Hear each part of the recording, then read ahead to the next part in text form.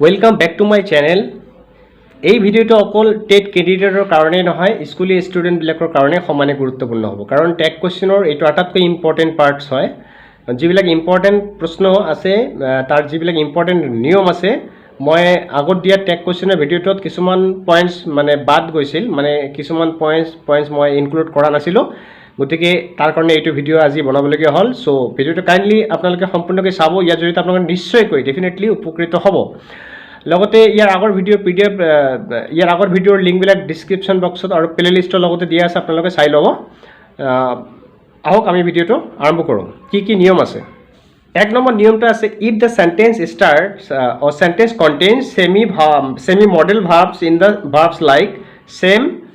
যদি semi model verb চেণ্টেন্সত থাকে তেনেহ'লে সেই মডেল ভাৰ্বৰ লগতে ডু আমি কেতিয়াবা ব্যৱহাৰ কৰোঁ, নহ'লে এই মডেল ভাৰ্বটো আমি ব্যৱহাৰ কৰোঁ। যেনেকুৱা মডেল ভাৰ্ব আপোনালোকে গম পায় যে shall, should, can, could, may, might, or, dare, এইবিলাক হ'ল মডেল ভাৰ্ব।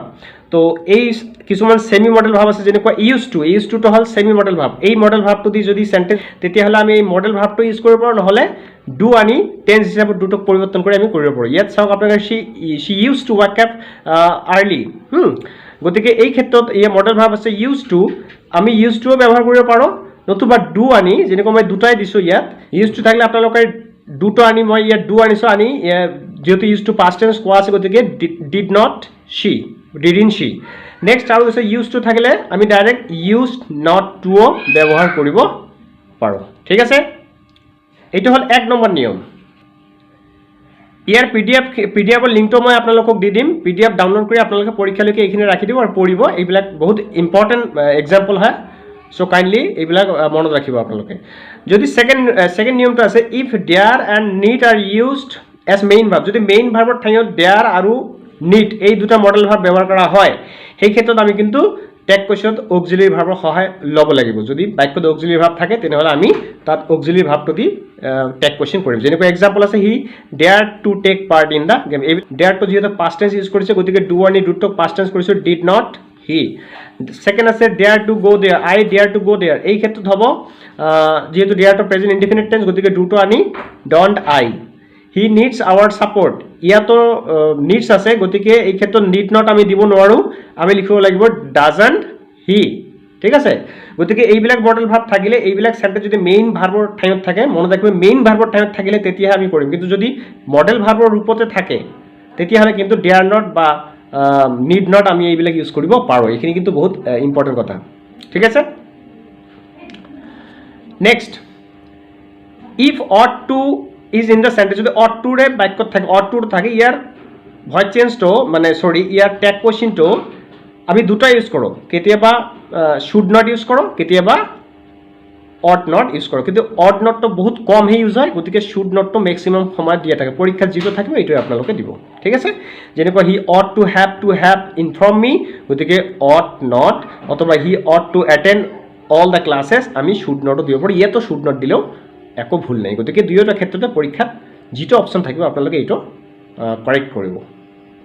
ইয়াৰ পিছতো if the sentence contain have to or had to or has to, whatever is there, যদি হেভ টু বা হেজ টু এইবিলাক যদি বাক্যত থাকে, সেই ক্ষেত্ৰত আৰু এইবিলাকে যদি কোনো প্ৰেজেণ্ট ইনডিফিনিট বা পাষ্ট ইনডিফিনিট বুজায়, সেই ক্ষেত্ৰত আমি টেগ কুৱেশ্যনটো হয় ডু আনিম, নহ'লে ডাজ আনিম, নহ'লে ডিড আনিম। এইবিলাকৰ লগত কিন্তু কেতিয়াও নট আমি নবহুৱাম। ঠিক আছে, গতিকে এইটো চাওক, he has to do regular exercise.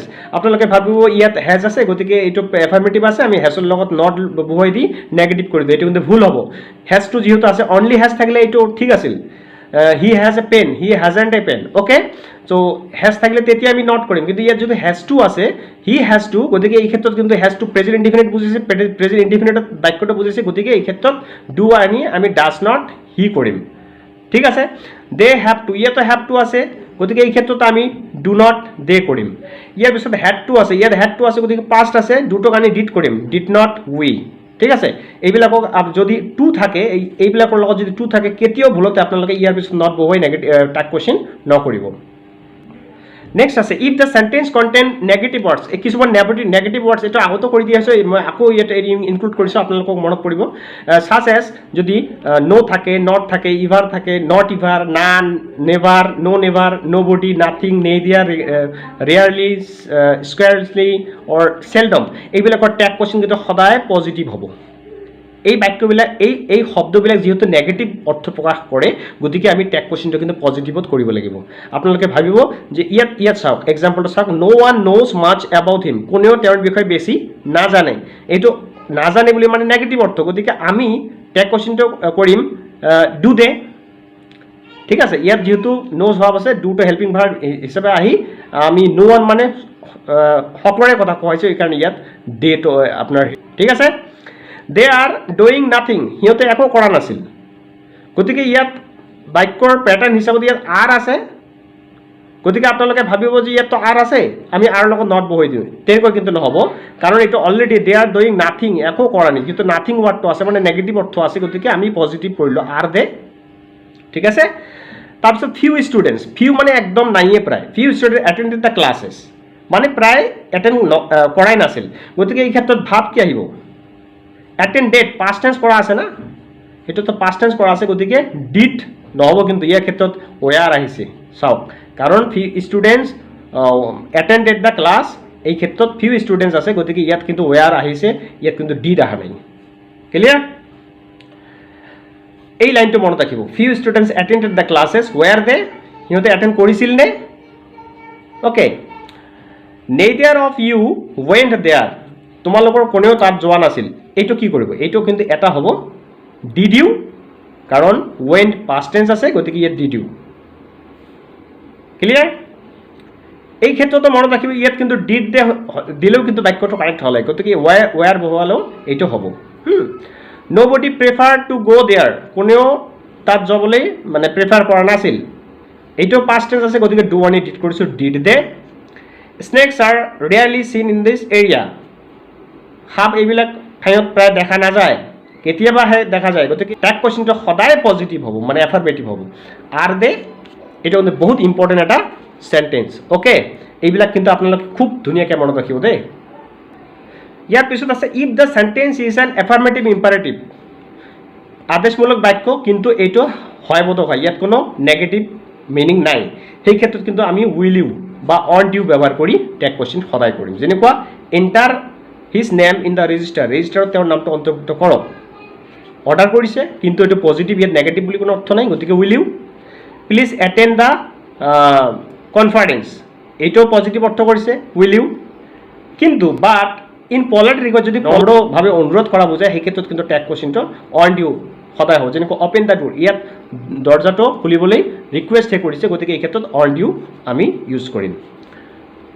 But negative imperative sentence always tag will be done, যদি নেগেটিভ হয়, ইম্পাৰেটিভ চেণ্টেন্সটো যদি নেগেটিভ হয়, নাবোধক হয়, সেই ক্ষেত্ৰত সদায় কিন্তু উইল ইউ, এইটোও উইল ইউ হ'ব, ঠিক আছে।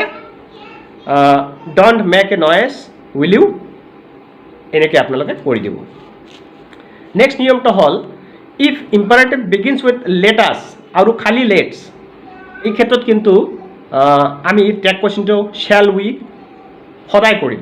কেনেকুৱা, let us have hour dinner, মনত ৰাখিব, লেটাছ আৰু লেটছ এই দুটা যদি প্ৰপ'জাল আৰু ছাজেশ্যন বুজায়, কিন্তু যদি পাৰ্মিশ্যন বুজায় এইটো বেলেগ হ'ব, কিন্তু মনত ৰাখিব, এইটো প্ৰপ'জাল আৰু ছাজেশ্যন বুজাইছে, ইয়াত প্ৰপ'জাল দিছে let us have hour dinner, বা ইয়াত এটা ছাজেশ্যন দিছে let's have a family party, এই ক্ষেত্ৰত কিন্তু দুয়ো ক্ষেত্ৰত আমাৰ কিন্তু প্ৰপ'জাল আৰু ছাজেশ্যনৰ ভিতৰতে পৰিছে, গতিকে এই ক্ষেত্ৰত হ'ব ডাইৰেক্ট শ্বেল উই।